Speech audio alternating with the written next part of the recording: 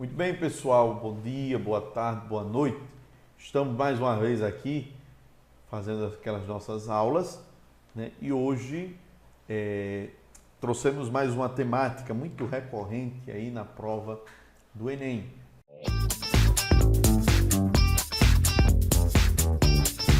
Hoje é Aristóteles, então vamos falar um pouco de Aristóteles. Eu fiz uma dinâmica diferente sobre esse assunto, né? Hoje nós vamos tratar sobre o aspecto ético, político e a arte, né? Ou seja, os conceitos de ética, política e arte dentro da filosofia de Aristóteles, né? E posteriormente, numa outra aula, nós vamos fazer sobre a teoria do conhecimento, sobre o que é conhecimento, o que é epistemologia, a metafísica, né? Aristóteles escreve muito sobre metafísica. Então, hoje ficamos nessa análise da ética, da política e da arte dentro do pensamento aristotélico, ok? Mais uma vez nos encontramos aqui, este é um meio muito importante para nos encontrarmos, né? Então, você deixa a sua dúvida, sua sugestão, é tanto que eu estou fazendo as aulas, viu? Baseado nas sugestões. Professor, aborde tal assunto. Isso aqui foi um assunto pedido por alguns alunos sobre Aristóteles. Então, nós vamos trabalhar aqui Aristóteles, certo? Sempre, logicamente, que trazendo para o âmbito da prova do Enem, né? Nunca, assim, botando um assunto talvez improvável dentro da prova, que aí não faria sentido algum. Então, este é um meio muito importante. Por isso que divulguem essas aulas, né? Compartilhem pelas suas redes sociais, aos colegas, aos amigos, aos vizinhos, né? A todos, para que todos possam ter essa oportunidade e todos possam ter essa chance, né? Estamos criando aqui uma sala de aula virtual. Isso é muito importante. Que coisa boa, que coisa maravilhosa. Estou eu aqui fazendo esse encontro quase que semanalmente com os senhores, mas existe também muita gente por trás desse projeto, fazendo com que estes eventos, esta aula aconteça e possa chegar até você aí na sua casa, né? Então isso é muito importante. Então divulgue essa iniciativa, esse trabalho, que coisa importante, né? Então vamos lá, pessoal. Então o pensamento de Aristóteles sobre a ética, sobre política e sobre arte é um pensamento que nós vamos ver que ele ainda é muito atual, né? Principalmente quando Aristóteles ele fala de ética e fala sobre política, né? Então vamos lá, vamos começar aí a nossa aula. Eu preparei aqui uma rápida introdução antes de entrarmos nas nossas questões, né? Porque é muito importante a gente analisar como esse determinado assunto ele cai na prova, né? Não adianta a gente só teoria, aula. Mas a gente também precisa ver aí como as questões, como as questões elas vão tratar desses assuntos. Então eu quero primeiro começar com vocês, levando em consideração o pensamento ético do Aristóteles, né? E aí é preciso conhecermos para essa aula de hoje 3 importantes obras dele. A primeira obra, que é o seu tratado sobre ética, que é Ética a Nicômaco. Nicômaco que foi seu pai. A segunda obra muito importante, principalmente no campo da política, é A Política, né? O nome, A Política da sua obra. E por fim, o livro sobre arte, que é A Poética, né? Que nós vamos ver aqui bem direitinho todos esses pontos, né? Então, qual é a base da ética de Aristóteles, né? Toda ética dentro da filosofia, nós vamos ver que vai surgir ao longo da história do pensamento ocidental, surgirá diversas concepções sobre ética. E cada pensador procura uma base para, a partir dela, construir todo o seu sistema ético. A base da ética aristotélica é a felicidade. É o que em grego chama-se de eudaimonia. Nós vamos ver que, por exemplo, na Idade Média, a ética agostiniana, Santo Agostinho, está baseada onde? Nos princípios e nos valores da do cristianismo, da religião, da igreja, nós vamos ver que a concepção ética de Kant repousa sobre a ideia do dever ser, do imperativo categórico. Nós vamos ver que a ética utilitarista repousa, lá do Stuart Mill, Jeremy Bentham, repousa em cima daquilo que produz uma maior sensação de bem-estar no maior número de pessoas. A ética para o existencialismo, nós tratamos, tem uma aula no nosso canal sobre existencialismo. Kierkegaard, Sartre e Camus. Se você não assistiu, assista, compartilhe, deixe seu comentário, isso é muito importante, certo? Sobre existencialismo. Compreender a base da ética existencialista como a liberdade. Então, a ética para Aristóteles nada mais é do que a felicidade.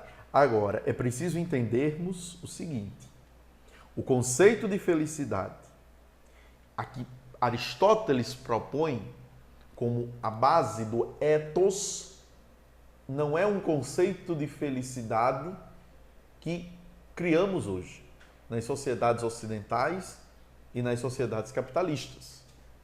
Não é esse o conceito, é um outro conceito de felicidade. E quando ele fala dessa ideia da felicidade, ele enxerga a felicidade como um bem, o sumo bem, o que representa este sumo bem, a plenitude. Mas não é uma plenitude no âmbito individual, não é a ideia de uma felicidade individual ligada à dimensão do prazer e do desejo, mas é uma felicidade que se constrói aonde? Na sociedade. É tanto que aquela frase que todo mundo fala, mas ninguém sabe quem é o autor. O autor é Aristóteles. Vou dizer agora para vocês. Uma andorinha só não faz verão. A gente usa essa frase, não é? Um ditado, né?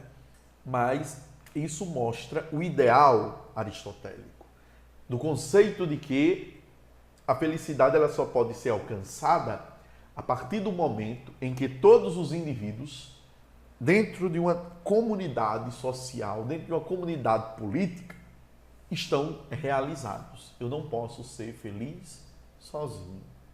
Interessante que quando eu vou sempre falar de Aristóteles, sempre um pensador contemporâneo que me vem à mente é o Bauman, Zygmunt Bauman. Quando ele escreve Tempos Líquidos, né? É um livro seu que ele trabalha esse conceito de liquidez. Ele coloca justamente isso, né? A ideia de que hoje os indivíduos têm uma visão muito errada do que é a felicidade, concebendo-a apenas no âmbito individual. Hoje nós estamos muito preocupados, né, com o próprio indivíduo, consigo mesmo, né? Essa individualidade crescente. E aí eu gosto muito de falar sobre esse assunto da pós-modernidade e lembrar que as sociedades pós-modernas, elas colocam 3 perguntas aos indivíduos, que é o seguinte: aquilo que eu vou fazer, eu vou perder tempo? Segundo, o que eu vou ganhar? E terceiro, eu vou ter que trabalho, esforço. Então, por quê? Porque hoje as pessoas querem fazer as coisas esperando algo em troca, não querem perder tempo com aquilo que julgam desnecessário. E terceiro, não querem ter trabalho, não quer ter esforço, não quer ter dor de cabeça. E aí criamos um valor, um pseudo-valor de felicidade.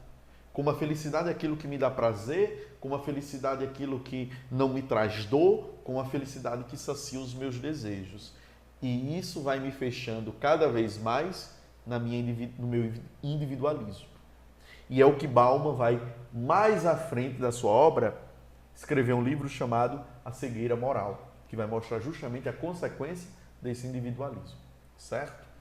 Então eu coloco aí, meus queridos, que a felicidade para Aristóteles pode ser considerada a partir de 2 pontos. Primeiro ponto, o maior bem desejado pelos homens. Todos querem ser felizes. E o segundo, que é o fim de todas as ações humanas. É aí que entrará a dimensão política.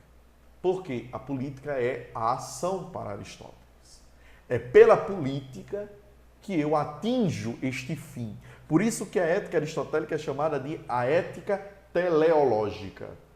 A ética do telos, a ética do fim. Então, a política sempre estará, no pensamento aristotélico, associado à ética. Porque é ela a ação, é ela o caminho que me leva a esse fim almejado e desejado por todos. Aristóteles percebeu que não poderia haver apenas bens secundários, um bem desejado em função de outro. Era necessário que existisse um fim último para a ação humana. A esse fim, Aristóteles refere-se como o sumo bem, ou seja, o melhor dos bens. Ou seja, então, a partir dessa frase, ele já está colocando o seguinte: olha, a felicidade não é qualquer bem, mas é o bem. Não é? O bem, não é um bem qualquer, é o bem. Ou seja, estipula essa plenitude. E é em nome desta plenitude que nós caminhamos. É para esta plenitude que o indivíduo deve viver. Certo? Levando em consideração o contexto social e político. Continuando. Como é o melhor que existe, o sumo bem deve ser objeto de um saber supremo, uma ciência que seja superior a todas as outras ciências. Para ele, essa ciência era a política. Então, qual é o caminho que eu devo trilhar? Qual é o meio? Qual é o instrumento que eu devo utilizar para atingir este bem? A política, como eu já falei no começo da nossa aula. É por ela que o homem encontra a sua realização. E aí eu me lembro de uma vez lendo um documento hoje, né? Fala-se muito de política, né? Hoje as pessoas estão bem politizadas, digamos assim, né? Todo mundo hoje gosta de falar de política, né? Mas a gente aqui e acolá encontra pessoas que dizem: eu não gosto de política. Não me interesso sobre política. Não quero falar de política. Não quero discutir política. Não. Nós temos que ter uma consciência política. Nós temos sim que falar de política. Nós temos sim que ter uma preocupação política. Porque a política, ela é o meio, ela é a arte, é o instrumento que me leva a chegar a esse fim, a essa realização social, que Aristóteles chama de felicidade. O que nós não podemos ficar é num discurso superficial sobre a política. Trazer essa discussão para o âmbito do partidarismo. Discutir qual partido, se o partido A é melhor do que o B e por aí vai.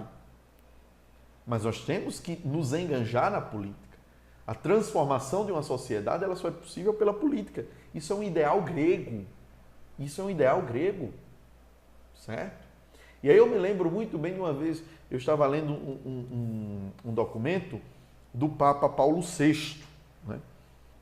Paulo VI escreve um documento chamado A 80 Advenies, na comemoração dos 80 anos da publicação de uma encíclica que nós trabalhamos aqui numa aula, juntamente com o professor Bruce, sobre ideologias do século XIX, que também está no nosso canal. Confira lá depois. A Rerum Novarum, de Leão XIII. Né? A encíclica Rerum Novarum, ela revela uma preocupação com as questões sociais. A nova constituição da sociedade do século XIX. Uma sociedade que estava se industrializando e o impacto dessa industrialização na vida da sociedade. E aí Leão XIII ele escreve essa encíclica, Rerum Novarum. E aí ele vai falar sobre capitalismo, socialismo, sobre a condição da classe operária e por aí vai, sobre os direitos trabalhistas. Então é uma encíclica que tem um pensamento social muito forte. E Paulo VI, 80 anos depois da sua promulgação, faz um discurso na comemoração dela. E ele começa o seu discurso dizendo o seguinte: a política é a forma mais profícua e excelsa de se fazer caridade. Ou seja, queremos fazer de fato uma caridade concreta, uma caridade consciente, então nos engajemos na política. Tenhamos uma preocupação política, porque é pela política que há uma transformação social, certo? Então, Aristóteles ele vai colocar que o homem é um animal, por natureza, político. Ele tem essa inclinação natural à política, à vida em sociedade. E é tanto que Aristóteles vai dizer, somente um Deus ou uma besta, o Deus por estar superior à condição humana, ou a besta por estar inferior à condição humana, que não tem uma preocupação social, que não tem uma preocupação política. Né? Então, hoje, né, pelo cenário que nós estamos vivendo, é quase que uma necessidade. Não estou aqui defendendo partidarismo, certo? Não confunda isso. Não é a questão partidária, mas é a política no lato sensu, digamos assim. Certo? Então, para ele, a felicidade é justamente a realização social. É um bem coletivo, não é um bem individual. E esta felicidade ela só é possível através da prática política, do exercício político. Ok? Vamos lá. E aí chegamos à nossa questão de número 1. A felicidade é, portanto, a melhor, a mais nobre, a mais aprazível coisa do mundo. E esses atributos não devem estar separados, como na inscrição existente em Delfos. Das coisas, a mais nobre é a mais justa, e a melhor é a saúde, porém, a mais doce é ter o que amamos. Todos esses atributos estão presentes nas mais excelentes atividades, e entre essas, a melhor. Nós a identificamos como felicidade, ou seja, então Aristóteles ele já está colocando aí o conceito de felicidade para nós, certo? Ao reconhecer na felicidade a reunião dos mais excelentes atributos, Aristóteles a identifica a felicidade como: letra A, busca por bens materiais e títulos de nobreza. Falso. Embora Aristóteles ele vai dizer que as necessidades, os bens materiais, nos ajudam, são meios, mas não é o fim, certo? Ou seja, precisamos deles. Ou seja, as necessidades básicas de uma sociedade, ela precisa ser atendida. São meios para a construção dessa felicidade, mas não é o fim último do homem. Uma plenitude espiritual e ascese pessoal. Essa alternativa ela estaria mais voltada para o ideal medieval. A busca por um bem superior, um bem sobrenatural, como vai dizer Agostinho nas Confissões, no livro 10, quando ele fala, né? Tarde te amei, ó beleza tão antiga e tão nova. Ou seja, esse conceito de felicidade como algo transcendente, algo ligado a Deus, né? Mas o grego não tem essa ideia de uma plenitude espiritual. Não, tudo se realiza aqui. C. Finalidade das ações humanas, das ações e condutas humanas, certo? Ou seja, toda a nossa ação, todo o nosso agir, toda a nossa prática social e política deve visar a felicidade como um fim último que deve ser alcançado. Ok? Vamos em frente, pessoal. Muito bem. E aí uma observação importante. Tome nota. Eu sempre gosto de colocar essas observações para que vocês tomem nota, para que ajude na hora de entender a questão e de aprofundar aí em casa o nosso conteúdo, ok? Para Aristóteles, a felicidade não provém de um entretenimento, mas de uma ação, do trabalho e do esforço. Olha só, a felicidade não é um prazer. A felicidade não é um momento, mas a felicidade é uma disposição. O que é uma disposição? É uma prática contínua. Não é algo de momento. A felicidade, assim, é uma busca e um progresso. É esse constante fazer para chegar, para atingir. Né? Dessa maneira, a felicidade deveria estar ligada à finalidade das ações e condutas humanas. Certo? Ou seja, nós estamos sempre dispostos a fazer em nome deste bem maior. Beleza? Vamos em frente. Vamos para a nossa questão de número 2. Segundo Aristóteles, na cidade, com o melhor conjunto de normas e naquela dotada de homens absolutamente justos, os cidadãos não devem viver uma vida de trabalho trivial ou de negócios. Por favor, batam um print dessa tela e imprimam ou anotem aí no seu caderno, não sei, e coloque o seguinte, olha, não deve viver uma vida de trabalho trivial. O que é que Aristóteles está colocando? A ideia do ócio. O ócio como atividade para a vida política e, ao mesmo tempo, para a vida filosófica. O ócio não é simplesmente você não fazer nada, mas o ócio é você se dedicar a uma única função. Você tem uma única preocupação. Daí, pessoal, olha como é importante a gente conhecer a etimologia das palavras. Daí a palavra sacerdócio. Quem é o sacerdote?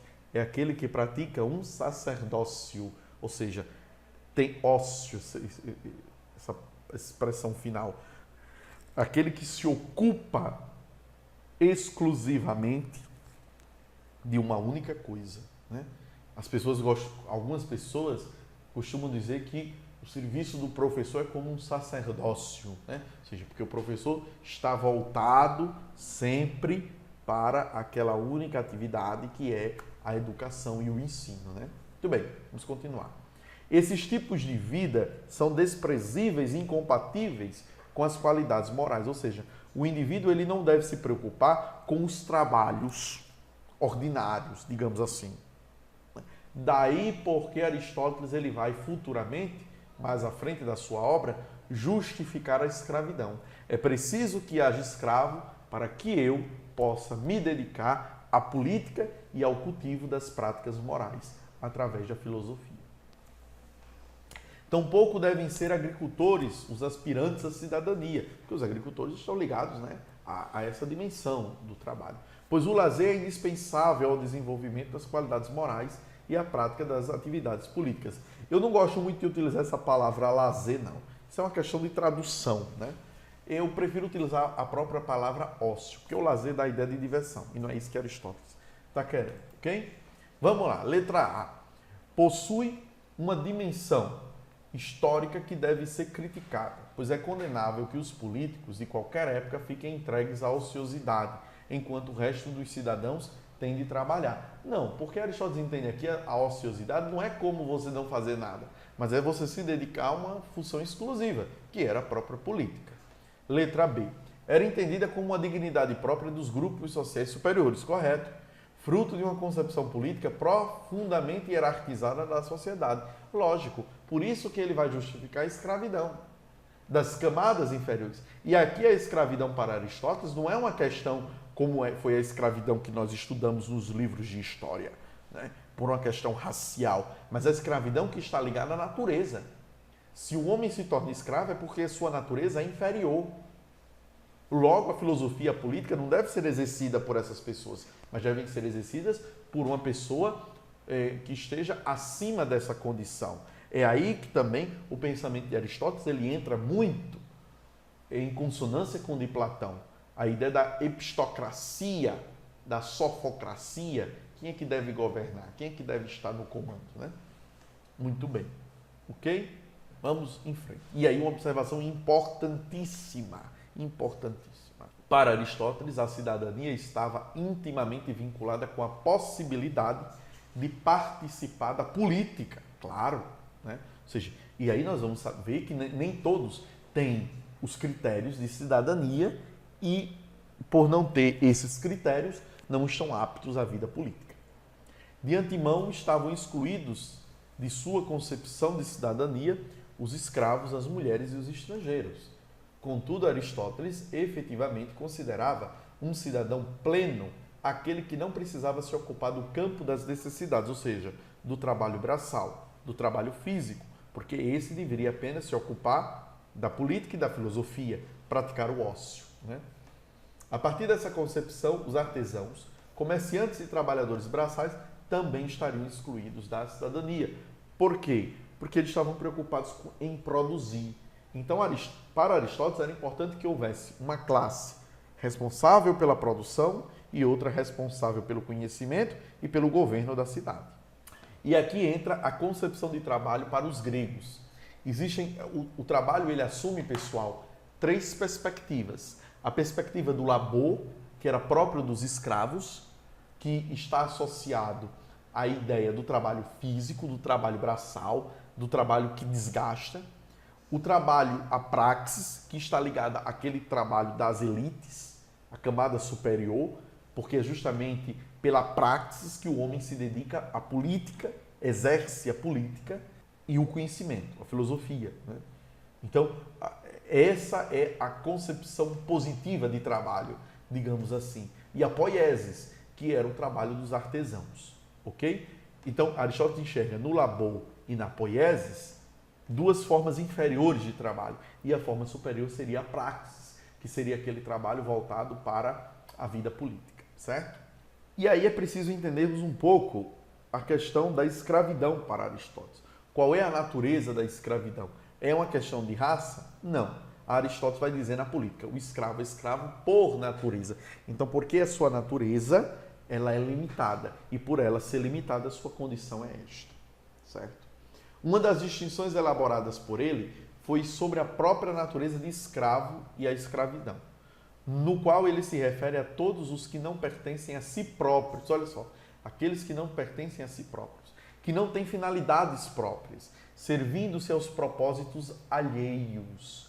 Esse sujeito, portanto, encontra-se como um instrumento à finalidade dos outros. Então, a condição do escravo é uma condição natural. Então, o professor já nasceria escravo, sim. Para Aristóteles, sim, o homem já nasceria com essa predisposição. O homem escravo seria aquele que não participava das decisões da polis por não haver nesse indivíduo uma escolha de não querer fazer presente dessas decisões. Não se fazer presente nelas. O homem livre é aquele capaz de raciocinar efetivamente, ou seja, é aquele que pensa, é aquele que desenvolve uma consciência crítica acerca da política. Vamos aí para a questão de número 3, né?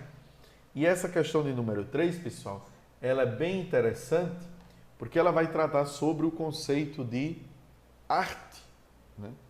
Arte em Aristóteles, ok? Diz o seguinte, leia o texto a seguir. Homero, sendo digno de louvor por muitos motivos, é-o em especial porque é o único poeta que não ignora o que lhe compete fazer.